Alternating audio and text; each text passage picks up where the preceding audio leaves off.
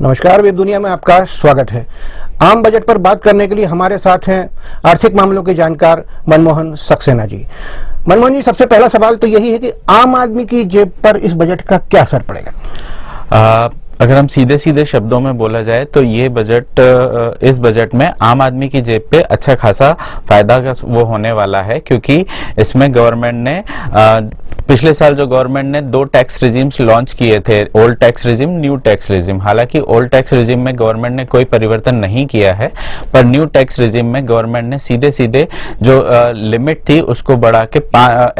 Rebate की limit थी जो 5 लाख थी उसको बढ़ा के 7 लाख कर दिया गया है, जिससे कि सीधे सीधे एक आम आदमी, एक जो मिडिल क्लास पर्सन है, जो भारतीय है, जो अपनी दैनिक दिनचर्या में सैलरी से पैसे कमाता है या कहीं और बिजनेस से पैसे कमाता है, उसको करीब करीब साल का 20 से 25 हजार रुपए टैक्स में सीधे सीधे फायदा हो जाएगा, जो कि वो अपने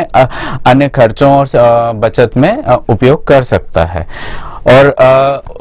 गवर्नमेंट का यहाँ पर न्यू टैक्स रिजीम में देने का बेनिफिट भी ये है कि टैक्स का सिंप्लीफिकेशन हो सके, क्योंकि ओल्ड टैक्स रिजीम में बहुत सारे क्लॉजेस रहते हैं कि आपको इसके अंतर्गत इतना निवेश करना पड़ेगा, आपको ये करना, पॉलिसी लेना पड़ेगा, आपको ये सबमिट करना पड़ेगा तो आपको छूट मिलेगी। पर न्यू टैक्स रिजीम आने से क्या होता है कि टैक्स का सरलीकरण हो रहा है। आपकी जो कुल आय है वो आप टैक्स बैंड में फिट करिए और आपको उतने पे टैक्स आएगा। जैसा कि वित्त मंत्री जी ने खुद ने बताया था कि 9 लाख रुपए की आय वाले व्यक्ति को अब कुल 45,000 रुपए टैक्स देना पड़ेगा, जो कि सिंप्लीफाइड में हम देखें 5% है, जो कि आज के हिसाब से एक नॉमिनल टैक्स है अगर हम अक्रॉस द ग्लोब उसको कंपेयर करें तो। और दूसरा, अगर यदि हम बात करें एमएसएमई की या दूसरी इंडस्ट्री की बात करें तो उन पे क्या असर होने वाला है और रोजगार के अवसर उससे किस तरह से पैदा हो सकते हैं?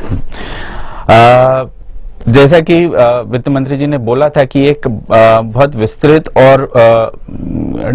बजट है जो सभी सेक्टर्स को इक्वली इंपॉर्टेंट देता है। उनका फोकस एमएसएमई पे बहुत ज्यादा था, क्योंकि पिछले बजट में जो उन्होंने एमएसएमई के लिए एक स्कीम लॉन्च करी थी जिसमें विदाउट कोलेटरल बैंक से उनको क्रेडिट गारंटी मिल जाती थी। इस स्कीम में क्या होता था कि बैंक्स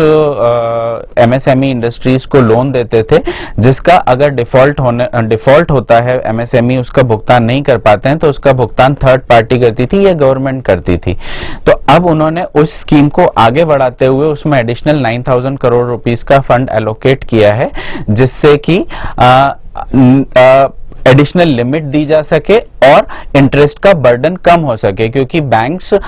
जब उनके पास कोई कोलेटरल नहीं रहती है तो वो उसमें हायर इंटरेस्ट चार्ज करते थे। पर इस एडिशनल कॉर्पस से जो अलाइन किया गया है, जो फंड किया गया है गवर्नमेंट के द्वारा, बैंकों को एक कंफर्ट मिलेगा और बैंक उसमें अपना इंटरेस्ट रेट कम मिलेंगे। तो एक एमएसएमई इंडस्ट्री जो बहुत छोटे लेवल पे काम करती है उसको एक सस्ते और बिना किसी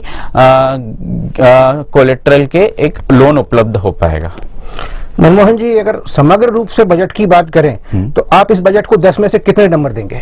मैं अगर समग्र रूप से बात करूं तो इस बजट को 10 में से हम 8 नंबर दे सकते हैं, क्योंकि यहाँ पर काफी चीजों को कंसीडर किया गया है,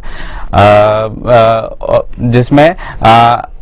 आम जनता का ध्यान रखा गया है, एम्प्लॉयज का ध्यान रखा गया है, बिजनेस का ध्यान रखा गया है, टूरिज्म का ध्यान रखा गया है, टैक्स का रैशनलाइजेशन किया गया है, हेल्थ सेक्टर को दिया है, कैपिटल को सबसे ज्यादा पिछले देखा जाए तो 20 सालों के इतिहास में सबसे ज्यादा कैपिटल को फंड एलोकेट किया गया है, डिफेंस सेक्टर में अच्छा खासा कंट्रीब्यूशन है, और इन सभी के साथ में फिस्कल डिफिसिट को जो टारगेट था उसके अंतर्गत ही कंट्रोल में रखा गया है। क्योंकि ऐसा माना जाता है कि पैसा लुटाना बहुत आसान रहता है, बट अगर हम पैसा खर्च कर रहे हैं और वो भी with in the fiscal deficit खर्च कर रहे हैं तो वो सही मायनों में एक अच्छा बजट कहलाता है। तो जैसा कि पिछले वित्त मंत्री ने कहा है कि वो वित्त वर्ष 25-26 तक फिस्कल डिफिसिट को 4.5 रखने के लक्ष्य कर रहे हैं, जो कि अचीवेबल है, और उसी के आधार पे उन्होंने इतने सब सुविधाओं और इतने सब एलोकेशन के बाद भी इस साल का जो फिस्कल डिफिसिट है वो 5.9 पे प्रेडिक्ट किया है, which is in well in control. Manmohan ji, web दुनिया से बात करने के लिए बहुत बहुत धन्यवाद।